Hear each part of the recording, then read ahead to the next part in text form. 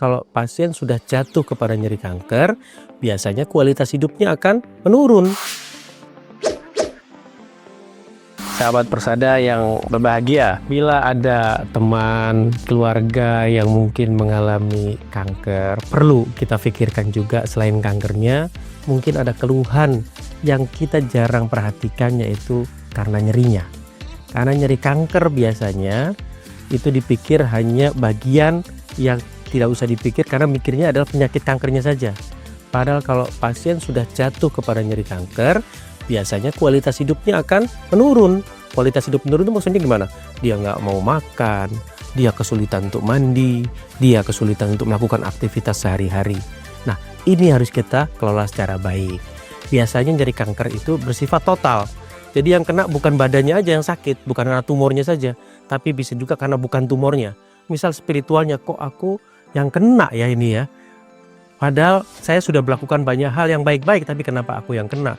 Ini juga sudah bagian dari nyeri kanker. Karena nyeri kanker biasanya melibatkan aspek emosional, aspek fisiknya juga, sekaligus juga kadang-kadang paling sering melibatkan aspek spiritual. Nyeri kanker harus dikelola secara total juga.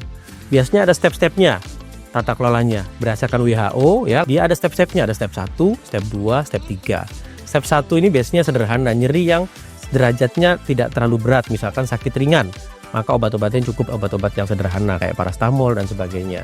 Kalau sudah stepnya yang tengah-tengah disebut step 2, biasanya dia menggunakan obat-obat golongan morfin tapi dosis kecil. Dan kalau sudah jatuh kepada step 3, pada skala yang tinggi disebutnya nyeri hebat, memang butuh obat-obatan morfin dosis tinggi dan biasanya akan dirawat di rumah sakit dan butuh perhatian yang lebih besar, melibatkan spiritual maupun melibatkan emosionalnya. Ini harus melibatkan bukan hanya pasien, tapi keluarga juga harus terlibat untuk menanganinya secara baik. Selain dokternya juga akan memberikan perhatian dan terapi yang semaksimal mungkin untuk pasiennya. Ini kira-kira kita bicara tentang nyeri kanker dan tata kelolanya.